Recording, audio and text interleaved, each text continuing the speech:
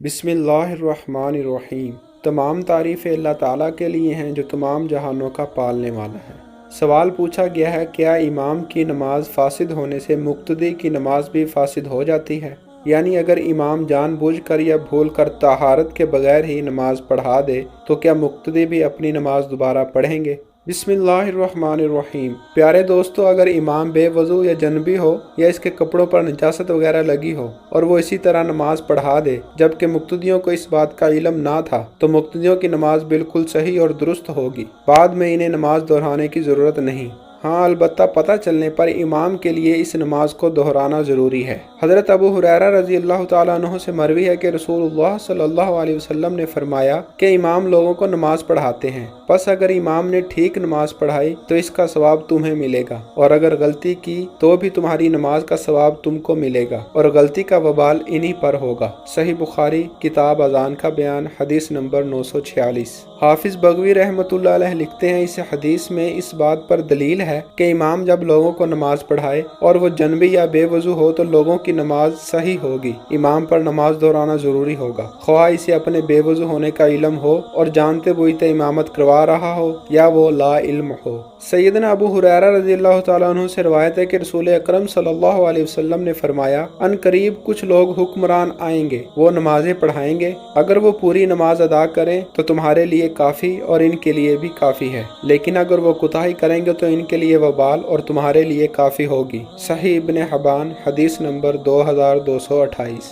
سیدنا عمر بن خطاب رضی اللہ تعالیٰ عنہ نے لوگوں کو فجر کی نماز پڑھائی۔ نماز کے بعد انہوں نے اپنے کپڑوں پر احتلام یعنی منی کا نشان دیکھا تو اپنے کپڑوں سے منی کو دھویا، غسل کیا اور اپنی نماز دوبارہ دہرائی۔ موطا امام مالک، کتاب الصلاۃ، حدیث نمبر 124۔ اس حدیث میں آپ رضی اللہ تعالیٰ عنہ نے انجانے میں جنبی حالت میں نماز پڑھا دی، لیکن جب پتہ چلا کہ مجھ پر غسل واجب تھا تو غسل کر کے خود نماز دہرا لی، باقی مقتدیوں کو نماز دہرانے کا حکم نہیں دیا، جو کہ اس بات کی دلیل ہے کہ امام کی نماز فاسد ہونے سے مقتدیوں کی نماز فاسد نہیں ہوتی۔ مقتدیوں کی نماز کا امام کی نماز کے ساتھ منسلک ہونے کے بارے میں علماء کرام کے 3 اقوال ہیں۔ نمبر 1، امام شافعی کے اصول کے مطابق غالب حکم یہ ہے کہ دونوں کی نماز میں بالکل کوئی ربط و تعلق نہیں۔ نمبر 2، امام ابو حنیفہ اور امام احمد سے ایک روایت ایسے منقول ہے کہ مقتدی کی نماز امام کی نماز کے ساتھ مربوط اور منسلک ہوتی ہے، اور مقتدی کی نماز امام کی نماز کا جز اور اس کی فرع ہے، چنانچہ جو خلل امام کی نماز میں واقع ہوگا وہ مقتدی کی نماز میں بھی سرایت کر جائے گا۔ نمبر 3، مقتدی کی نماز امام کی نماز کے ساتھ ہی منسلک ہوتی ہے، لیکن مقتدی کی نماز میں نقص اس وقت واقع ہوگا جب امام و مقتدی دونوں کا عذر ہو، اگر کوئی شرعی عذر ہو